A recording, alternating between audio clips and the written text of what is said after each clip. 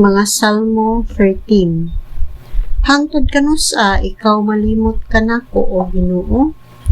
Hangtod ba sa kahangturan?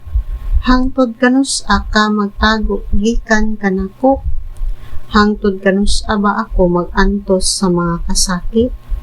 Hangtod kanusa ba puno ang akong kasing-kasing sa kaguol adlaw o gabii? Hangtod kanusa ako daw-dauhon sa akong mga kaaway? Tan-awa og tubaga ako o Ginoo nga akong Dios. Ibalik ang akong kusog aron dili ako mamatay. Aron dili na makaingon ang akong mga kaaway.